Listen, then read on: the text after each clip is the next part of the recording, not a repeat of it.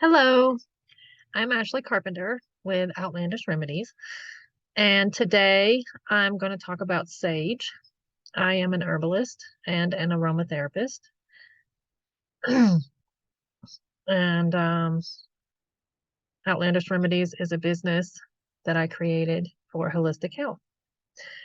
I'd like to share some information on sage, sage with the Latin name Salvia officinalis, and the health benefits of using sage.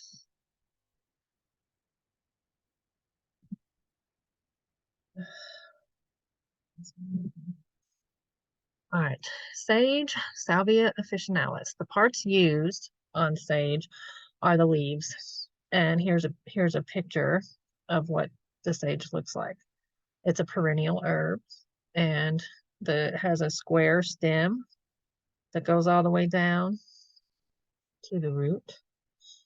It's hairy, and the leaves are grayish green and they're elongated. You see how long they are?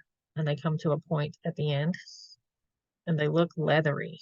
The texture of them looks leathery and feels leathery and kind of soft.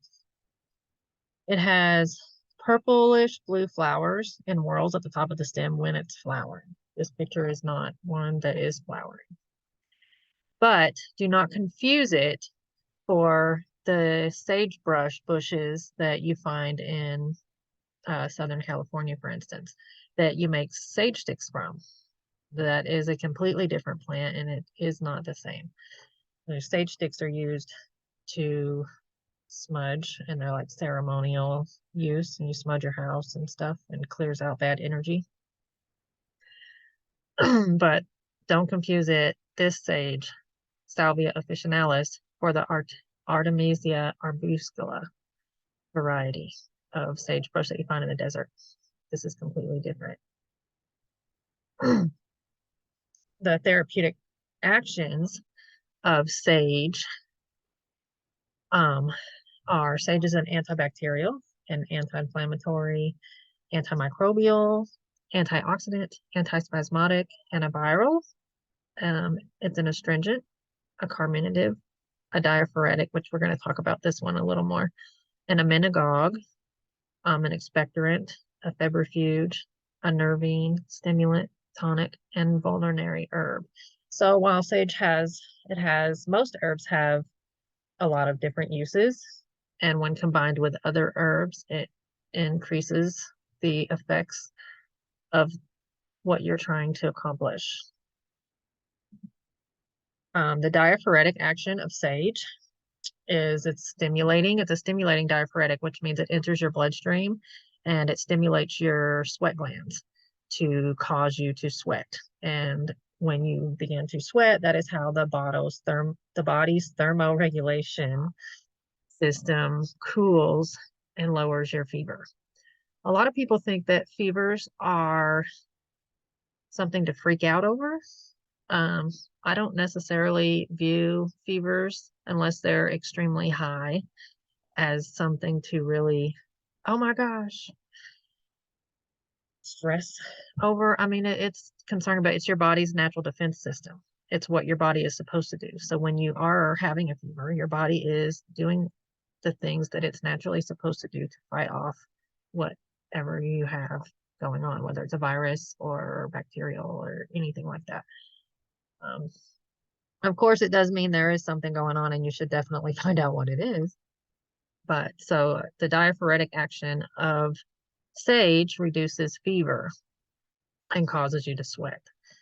And so, which is also kind of eliminating. So it helps kind of detoxify. It's medicinally used for amenorrhea, catarrh, diarrhea, dizziness, dysmenorrhea, fevers, flatulence. You can use it for sore bleeding gums, hemorrhage, indigestion, insect bites, laryngitis, excessive mucus, nasal catarrh, sore throat, nervous headache, excessive perspiration, excessive saliva, sores, discolored teeth, tonsillitis, and wounds. And at the end, I'll share like a few recipes that you can use it for. Um, I'm not going to go over the emmenagogue uses, which is for the reproductive system and has to do with the amenorrhea and dysmenorrhea for women who are having menstrual issues. But I am going to go over some ways to use it for the teeth and gums and sore throats and things like that. Here we are. Here's the recipes. These I would like to share.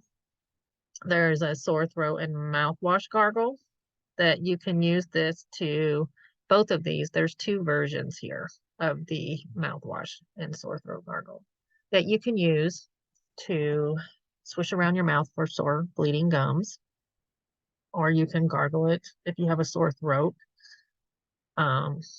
One uses 1 ounce of Sage Salvia officinalis. You can find this usually at the local health food store. Um, a half pint of apple cider vinegar, a half pint of cold water. And in order to make it, you need a ceramic or stainless steel pan. It's important that you use that because aluminum and other things can be leached in, and we don't want to add anything like that into our mixes. So you add the sage in, or when you put the vinegar in. I think I skipped a step there. Oh, wait, no, okay. So we add the vinegar to the pan and you put the sage in and you make sure the sage is covered by the vinegar, but you do heat the vinegar. Don't boil it, just heat it till it's warm or hot. Put the sage in and make sure it's covered and cover the pan and steep it for 10 to 20 minutes. And then after 10 to 20 minutes, add the water and you can mix that together, strain it, and then you can gargle with it 3 to 4 times a day until you notice relief for a sore throat, or you can swish it around in your mouth 3 to 4 times a day, or at least twice, right? You brush your teeth twice to help with bleeding and sore gums. And as you noted, it was used for discolored teeth and bug bites. And how you do that is you would just take the fresh leaves and rub the leaf along your teeth to help whitening them. Or you can bruise the leaf and rub it along the bug bite to help with the pain and itching. These mouthwashes also work when you're having excess saliva, which I noted down here. So the other one uses 1 ounce of sage, 2 tablespoons of honey, and 1 pint of water. And you make an infusion with that, which you boil the water and then you pour, like if I usually use a mason jar, you put the 1 ounce of sage in the mason jar, and then you pour the boiling water into it and you cover it and steep it for 15 to 30 minutes. Then you're going to strain it, and then you can add your 2 tablespoons of honey, and you can use that as a gargle or a mouthwash. And really to use it as a for fevers, you can make an infusion the same way as the mouthwash here. It usually doesn't have honey, but you would take, 3 tablespoons maybe a day, or you can make a tea out of it and drink the tea. There are contraindications for using this herb. You do not use it if you're pregnant. And if you're nursing, it's not an herb that you want to use because it dries up your milk. However, if you're weaning your toddler, then you could use it to help to dry up your milk. And then here's a nice little picture that shows the purplish blue flowers of the sage plant. And this one's got a little bumblebee there, getting them some nectar. Essential oils. So sage is either used by the leaf, the herb, or as an essential oil. So the essential oil is not recommended to use more than 2 weeks because it's higher in the constituents camphor and thujone. And those can become toxic when using them over time because they accumulate in the body. And because those are accumulating constituents, you would not use the essential oil for longer than 2 weeks consecutively. So if you're using it and you use it for 2 weeks and then you stop using it for 1 to 2 weeks before using it again.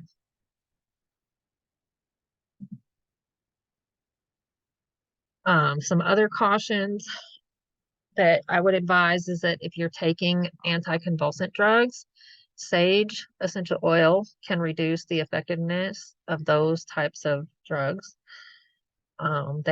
Sage also decreases blood glucose levels. So if you are diabetic and you're taking anti-diabetic drugs, it could interfere because those drugs are going to lower your glucose levels, and then sage is going to lower it even further.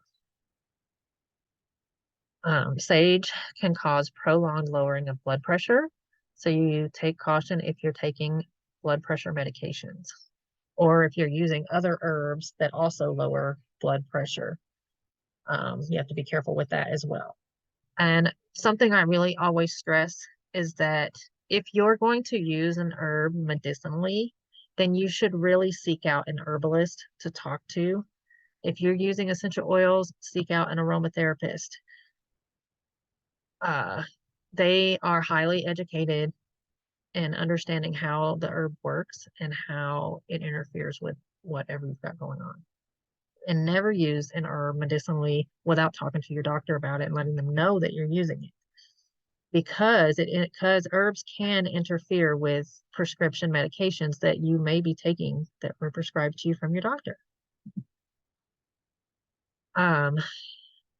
So some recommended usages that I'd like to share are that the essential oil can be used 1 to 3 drops per day.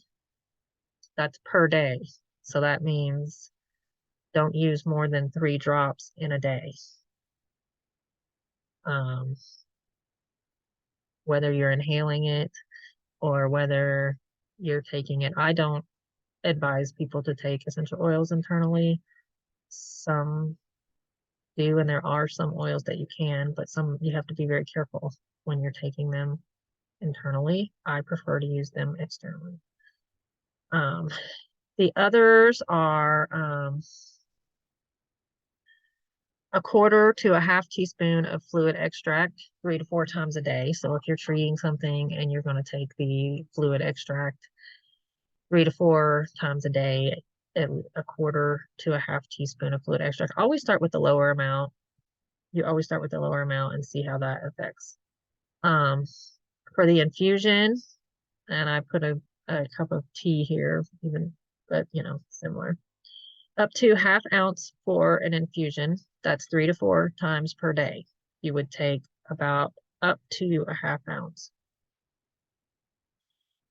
1/2 to 1 teaspoon of tincture. So if you're taking the tincture, you would take 1/2 to 1 teaspoon 3 to 4 times a day. But like I said, make sure that you consult with your doctor and an herbalist when using any types of herbal medicine. My references that I used is a college book from my Herb 303 class. Yeah, so it's been great. My name's Ashley Carpenter. You can email me if you have any questions at outlandishremedies@gmail.com, or you can go to my website and reach out from there. Thank you, and I hope this video helped.